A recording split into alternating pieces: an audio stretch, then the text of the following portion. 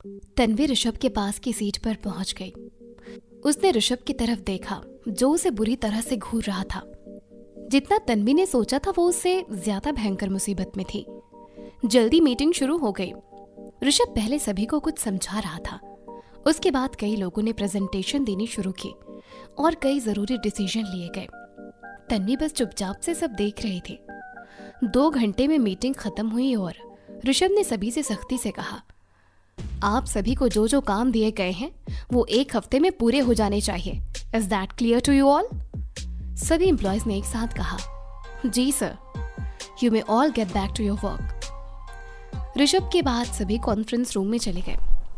तन्वी भी अपने डेस्क पर जाकर बैठ गई। तभी इंटरकॉम पर एक नंबर रिंग होने लगा।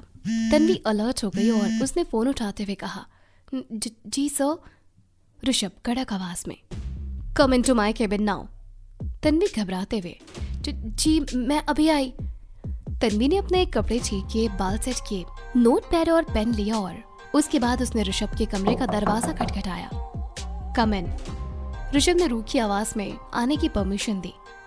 जैसे ही तन्वी अंदर गई, ऋषभ बोला, मिस तन्वी, लाइए आपने मीटिंग में जो भी नोट्स लिए।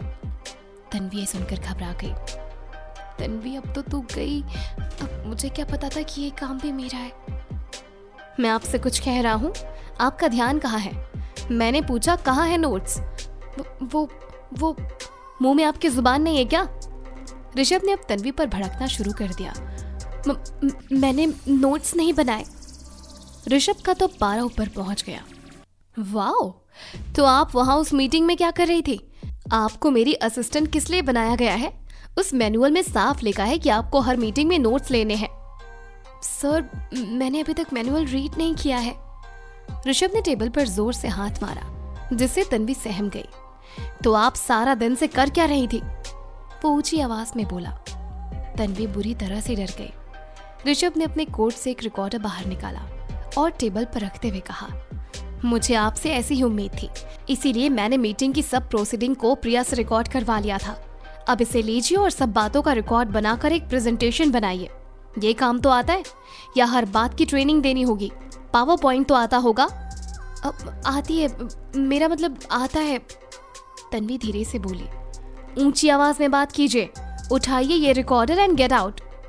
तन्वी ने धीरे से रिकॉर्डर लिया और जाने लगी। ऋषभ, अभी तक मैंने आपको जाने के लिए नहीं कहा है तन्वी जी। तन्वी के पैर वहीं ठिठक गए। उसने पीछे मुड़कर देखा और बोली, सॉरी सर। ऋषभ ने तन्वी को बहुत गहरी आंखों से देखा। तन्वी की सांस मानो वहीं रुक गई थी। एक तो ऋषभ बहुत हैंडसम था और दूसरा वो उसे गुस्से में देख रहा था। ऋषभ चिल्लाते हुए, गेट आउट। तन्वी जल्दी से बाहर निकल गई। अपनी डेस्क पर पहुंचकर उसकी आंखों में आंसू आ गए। ऋषभ ने स्क्रीन पर तन्वी की डेस्क पर नजर डाली। फिर उसने उसे रोते हुए देखकर मुंह घुमाया और बड़बड़ाया, इन लड़कियों को रोने के अलावा कुछ नहीं आता। They are good for nothing. Avinash ने उसे दूर से देखा, लेकिन वो उसके पास नहीं गया। नीमा भी उसे देखकर मन में सोचने लगी, लगता है कि ऋषभ सर ने तन्वी को डांटा। ये तो पहले दिन भी किसी का लिहाज नहीं करते। तन्वी ने रिकॉर्डर ऑन किया और साथ में ही उसने ईयरफोन्स कान में लगा लिए और जल्दी जल्दी नोट्स बनाने लग गई। 1 घंटे में ही उसने नोट्स रेडी कर लिए थे। उसके बाद उसने प्रेजेंटेशंस बनानी शुरू कर दी थी। तभी प्रिया उसके पास आकर खड़ी हो गई। वो भी तन्वी को अपने केबिन से रोते हुए देख चुकी थी। प्रिया, क्या हुआ? पहले दिन ही रोना आ गया? तन्वी ने नजरें उठाकर उसकी तरफ देखा और बिना उसे कोई जवाब दिए अपना काम करने लग गई। प्रिया उसके डेस्क पर झुकी और धीरे से मुस्कुराते हुए बोली, अभी तो रोज तुम्हें रोना है। ऋषभ सर किसी को नहीं माफ करते। काम गलत हुआ नहीं कि you are out of this office. Tanvi ने उसकी तरफ घूर कर देखा।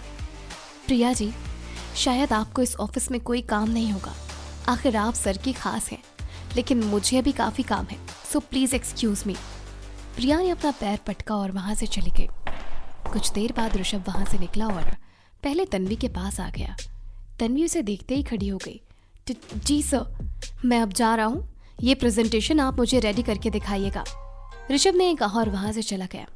तन्वी वापस बैठ गई और खुद से बोली, आराम से बैठ तन्वी। वो गया। Breath in breath out. Tanvi ने पूरी प्रेजेंटेशन आराम से बनाई और उसके बाद पेन ड्राइव को ड्रॉर में रखकर शाम को घर चली गई। तन्वी का घर। उसे देखते ही नैना झट से आकर उसके गले लग गई। तन्वी ने उसे स्माइल दी और सोफे पर धड़ाम से जाकर बैठ गई। नैना उसके लिए पानी का ग्लास लाई। पहले तन्वी ने पानी पिया और फिर फ्रेश होकर डिनर करने लग गई। नैना, अब बता कैसा रहा तेरा पहला दिन? तन्वी, अच्छा था। नैना, और वो ऋषभ नंदा, वो कैसा है? तन्वी, दिखने में तो इज डैम हैंडसम, लेकिन वैसे वो एक नंबर का बदतमीज, बददिमाग, क्रूअल और बेदिल। नैना ने जब ऋषभ की इतनी तारीफ सुनी तो उसकी आंखें फैल गई। वो बोली, मैंने क्या कहा था, वो ऐसा ही है, एक नंबर का डेविल है। राजेश ने बीच में ही कहा, उसने तुमसे कुछ कहा तो नहीं? तन्वी ने मन में सोचा, पापा को कुछ ना बताना ही ठीक रहेगा, वरना नौकरी छोड़ने की जिद करने लग जाएंगे।